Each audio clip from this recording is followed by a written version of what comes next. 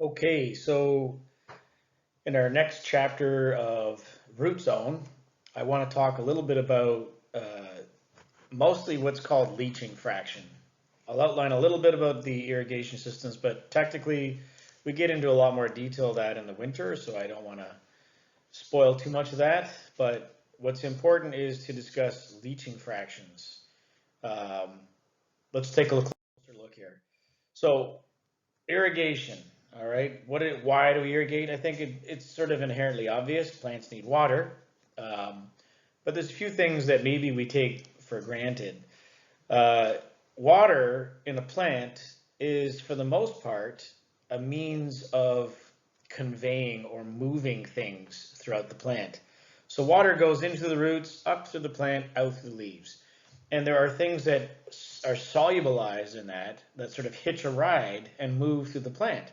Now, about 1% of the water is actually split to make hydrogen and oxygen and electrons to make sugars and stuff like that. But the vast majority just goes through the plant and evaporates, right? And it's that movement that helps flow things through the plant. It brings nutrients up from the roots, it moves sugars from the leaves down to areas that are growing. So it's a way of moving things around. And when we don't have enough water, things slow down and we end up with lower yields. So there is a price to pay when we don't have enough water. So watering properly is critical to any crop, but in hydroponics especially, because the root zone doesn't trap a lot of moisture, so there's not a lot of room for forgiveness. Water movement, pretty straightforward, into the roots, right, as discussed, up to the plant, to the leaves, through transpiration. Just reviewing some terms here, make sure you understand those. And there's definitely some waters broken down in the process of making energy, but most of it just moves to the plant. So when it comes to a greenhouse, this is a very complicated picture. Uh, Again, we'll look at this a little later, but you have a source of water. It can be a pond, a well, or city water that comes in, and typically the pH is adjusted, right? And then it's moved on to something that sterilizes it, UV or pasteurization or ozone. And then from there, it goes typically to where fertilizers are added, and then it's put into a tank, right? And then from the tank, it goes out several times a day and irrigates all the rock wool blocks. And they trickle through and percolate out and drain, which gets measured, how much comes out, and then goes back into a collection tank and eventually goes back through the sterilizer and then through the nutrients again, and the cycle repeats. Constantly repeating around and around and around. So that's the basic layout of an irrigation system. Um, what we're talking about today is about these shots, we call them shots of irrigation, right? So small repeated volumes that go into the rock wool to irrigate the crop. So as far as water management in the farm, we've alluded to how important it is in terms of moving things around like sugars and nutrients. So obviously it's going to impact growth and yield. It can also impact disease and insects, right? If you weaken a plant through over or under watering, it's more prone to fungal or insect diseases. Um, they also don't develop properly if they're well stressed. You would have noticed if you've grown anything in your garden this summer that the tomatoes had very dense skin, as the tomato fruit was trying to minimize water loss so the fruit would stay nice and plump. And so the skin became thicker and more resistant to water evaporating, which makes for a less appealing tomato skin. Um, Also, when you don't have enough flow of water, you get nutrient deficiencies. And in your crops one course, we talked about poinsettias and how the movement of water through the plant helps move calcium to the edges of the bracts so you don't get bract edge burn. So definitely, if you don't have enough water flow, you don't get proper nutrient flow in your plants. As far as controlling irrigation, essentially what we're looking at is we don't want to reduce, we don't have inadequate, and we don't have too much. We don't have just the right amount. It's sort of that Goldilocks amount of water, right? If we have too much water, we end up reducing oxygen, and we get what's called root collapse, where the roots basically suffocate. Just like you and I, if we're held underwater for a long time, we're not going to do well. So it's really essential that we keep an eye on how much water is in the medium. So medium here is rock wool. It could be coir or maybe organic media. But the idea is knowing what the water content or water level is in our media. Here's just a picture of a slab in a greenhouse. This is a tomato vine coming out of the original rock wool square. And of course it's in the slab, right? Which of course all the nutrient solution drains down into and then runs back to the supply, as you've seen in the college. Now, if you oversaturate these big slabs, we run out of oxygen and roots start to die. So it's important that we don't overdo this. And oxygen is important for processes of, again, moving sugar, absorbing nutrients, all the metabolic processes that roots have to go through in order for the plant to be supplied. And if the roots can't do that, they can't supply their own needs, then they end up suffocating. Oftentimes the stock tanks are even aerated, the new solution tanks. But water is an interesting thing. You can only hold so much oxygen. It's kind of funny watching how some bottled water companies will tell you that it's super oxygenated water. Well, you can only actually get so much oxygen into water at atmospheric pressure. If you have the bottle pressurized, then maybe you can have some more gas in the water. But the second you crack the bottle, like any pop can, as soon as you release that pressure, the gas comes out. And so you don't get the benefit of the oxygen. In the case of pop, it's CO2, not oxygen. That would be a flaming hazard if you smoked and drank pop that was carbonated with oxygen. Oh, that would be funny. I mean, that would be terrible. That's sad. So anyways, nutrient solution is supposed to flow into each slab. And as I said before, we call them irrigation shots or events. And it's usually on the order of around 150 milliliters per event. So not a lot. I don't know if you noticed the drippers in this week's class so far with the amount of liquid that was coming out of them.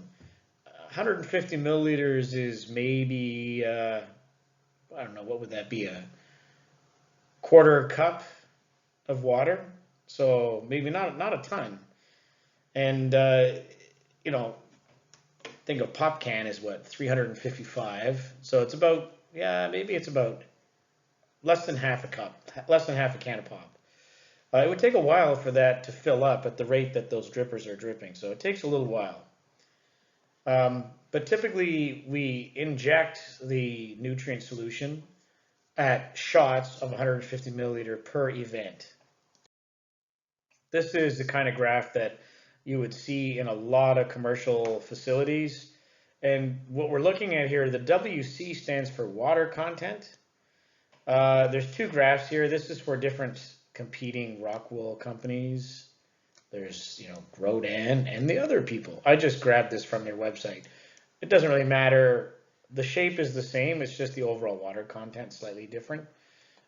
This is because Grodan has a wetting agent that allows their slabs to hold water with for a longer time or larger volume. Anyways, so what we're looking at here is water content and EC. So this is really critical because you'll see how they interplay. As you add water to the bag and then you stop and the plants consume some, and then you add some more and then you stop and the plants keep consuming and it goes down, and then you add some more, and eventually near the middle of the day you reach sort of a static point where the plants are taking as much as you're adding and things just seesaw back and forth. You're not actually gaining in water content. So in the morning we build the bag up full of water, and then when we reach our top, it levels off, and then we stop, and we might do one or two more irrigation events before the end of the day. And then we're done. Typically, you wouldn't do much. This is sunset. You're not really doing any irrigation events. This would be about 4 o'clock in the afternoon. You stop. So what's interesting here is looking at the EC, so the salt content of the in the bag, not the nutrient solution. This is what's in the bag. It drops typically, and then it rises as you reach the saturation of the bag. And then as you maintain status quo, the plant continues to pull nutrients out of the nutrient solution, so the ECs drop. Then the plant's slow, and the EC starts to recover again. This is a tricky concept to follow, but think of it like this. If I have, say I got a big beer stein full of water and blueberries, and I got 20 blueberries floating around in that beer stein. Now, as I represent the EC, the electrical conductivity, as a percentage of the blueberries versus the whole liquid. If I'm adding lots of water relative to the blueberries, my blueberry concentration, relatively speaking, goes down. Right? So in this case here, we've added lots of water, so the EC goes down. And then as we stop adding water, or as the plants start pulling less water out, the EC recovers. So you sort of have a situation where the water in the beer stein is status quo, right? And then as the plants start using less, the EC, or using enough that the water level drops and you're not recovering, the concentration of blueberries increases. I don't even know if this analogy is working very well. I was trying to help you visualize it in terms of salt molecules in a solution in the bag. But effectively, it's easier if you look at the end of the day when you stop irrigating, right? Because here, sunset is here, right? The plants are still transpiring, which means water vapor is leaving through the leaves. They're still evaporating all the way along. And if they're evaporating water, that means that the water content in the bag is slowly dropping. But because we haven't added any more nutrient solution, we stopped at 4 o'clock. But because the plants are still drawing water out and the sun is getting lower in the sky, the plants are growing less. And so as water declines, salt concentration relative to water goes up. So the EC is climbing even though we're not adding any nutrient solution, because the water is slowly still evaporating out of the bag, making the salt more concentrated. It's like boiling down a pot of salt water. Eventually end up with pure salt. But obviously we're not getting that far down. So generally speaking, as you go through the night, EC recovers until the morning where it's steady state, and then you start the whole process again. And what's pretty cool about this is that in the morning, as the sun comes up, you can see the EC takes a big dip. That means the plants pull hard on their roots and pull a bunch of nutrients out, so the EC drops, even though you're adding water constantly. And then as you keep adding water, eventually you catch up and the EC starts to peak. And then when you get to the peak of the day where the plants are really growing, they pull a huge amount of nutrients out of the bag. And then as you get towards later in the day, the plants slow their growth and the EC starts to recover because you're still evaporating, you're still evaporating, you're still evaporating. But from here over, you're not adding any more water. So that means that the EC will start to recover and will climb from here on in.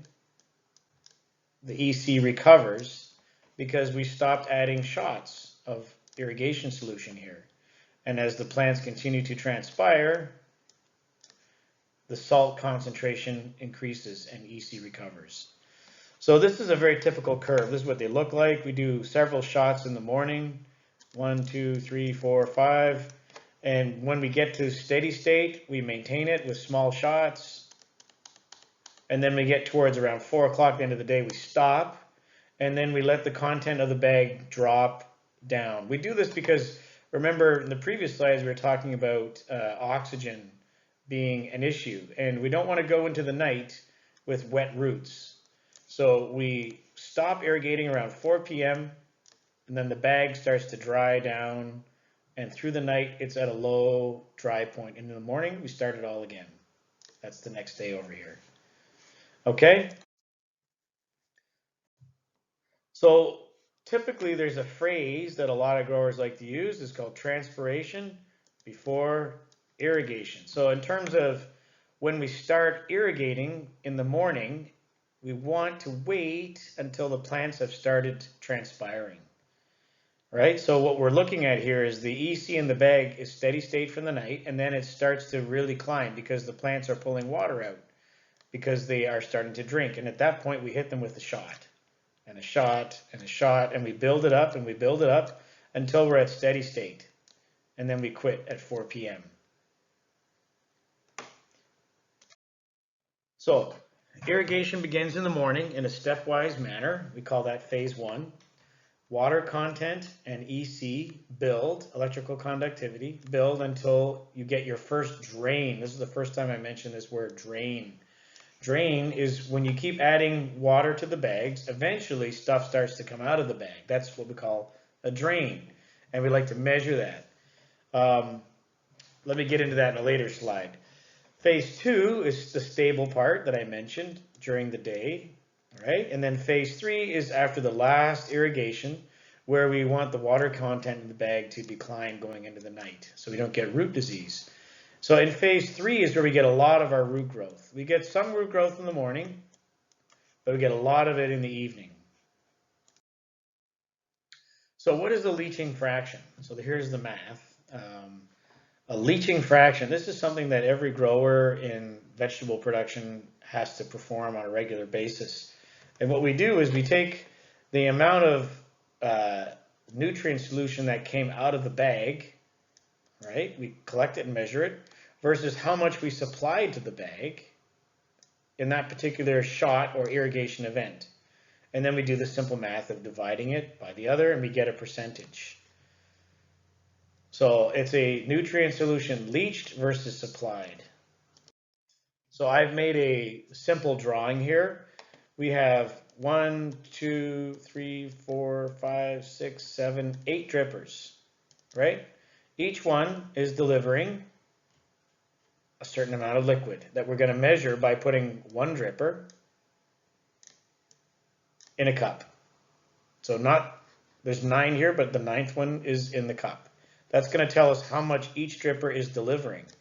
Of the remaining drippers, they all are allowed to drain into a big pit. Okay?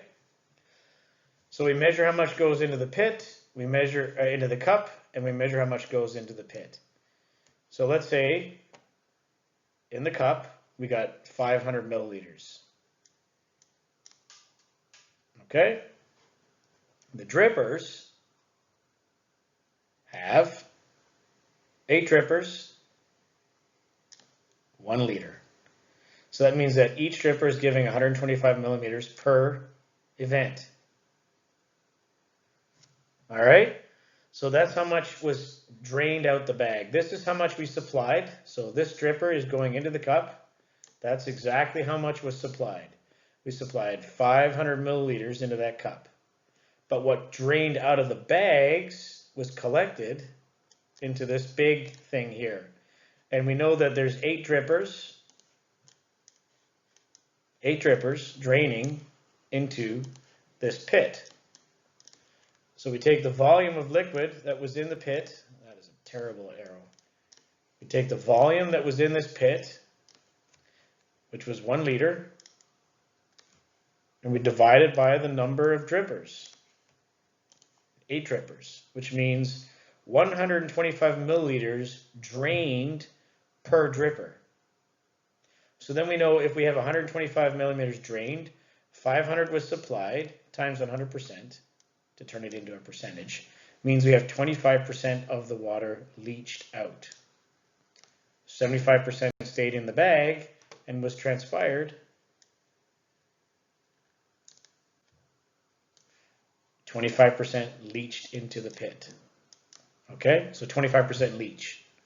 So now that we understand what leach percentage is, we can look at some of the professional growers that are out there. This is David Pratt. He's a graduate from our program a number of years ago.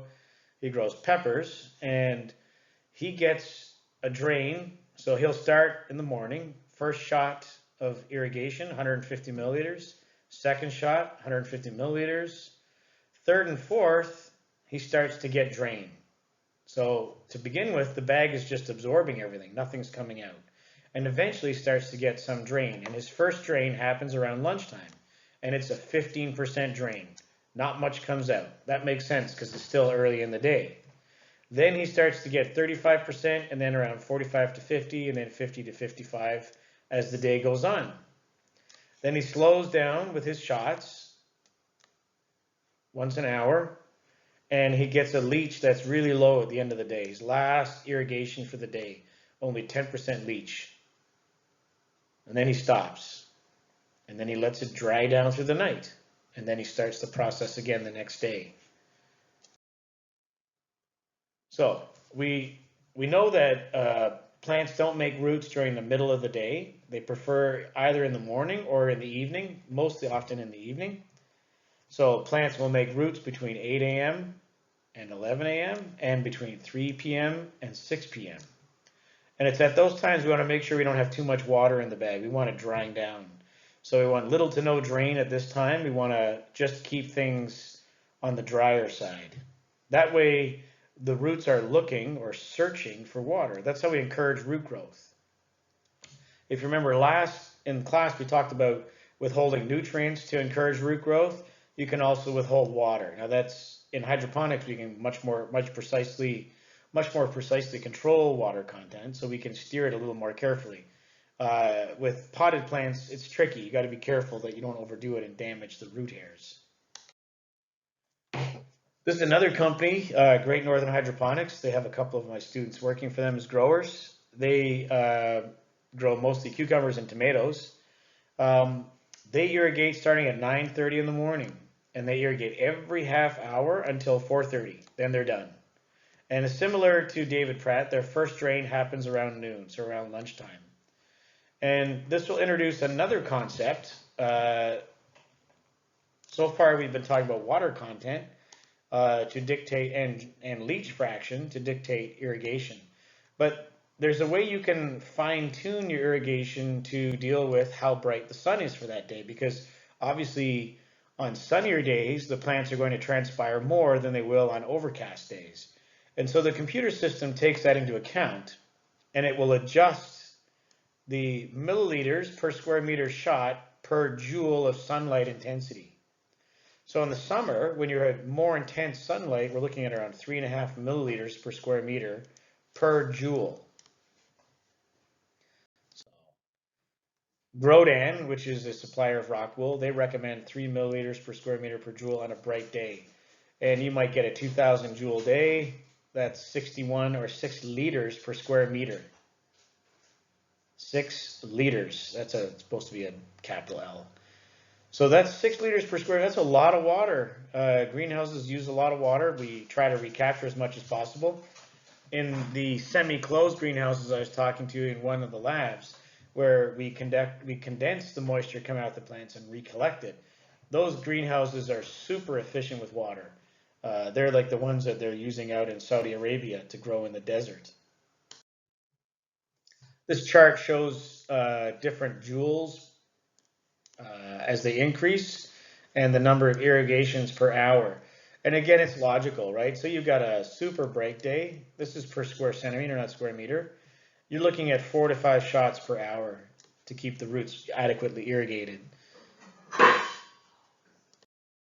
This last table here shows light intensity. So this is one we talked about in plant environment, watts per square meter. This is joules per centimeter squared per hour. And then this is basically your milliliters per square meter as you correct for light intensity. And this tells you your frequency, so how many shots per hour, and then the volume of the shot. So on a really bright day, down here, 1,000 watts per square meter, we're giving roughly 260 milliliters, which is a smaller shot. You'll notice this is opposite, right? Here, this is going up. and this is going up, down. That's the other direction. So we give smaller but more frequent shots on bright days. And on dull, overcast, rainy days, we give far fewer shots but larger ones. So that means that we're not constantly dribbling water through the slab. We give it a good shot, let it percolate down, and that way the slab has enough oxygen in it. It's maybe a little counterintuitive, but as you look at this more carefully, you'll see that it does kind of make sense. So on a cloudy day, we're going to give a large shot very infrequently. Give good one or two good waterings and then leave it. Whereas on a really bright day, we're going to give it a whole smattering of waterings, but smaller ones.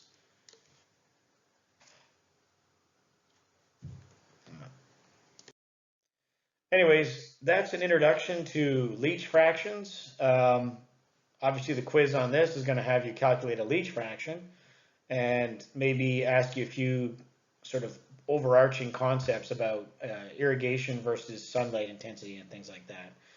This is a real world tomato greenhouse. You can see there's a lot of leaves on the ground. They have to clean those up periodically, but not as often as you'd think. I often think that it would be nice if they're all perfectly clean, but you might think it harbors disease, but oftentimes they also harbor beneficial insects, so hard to say.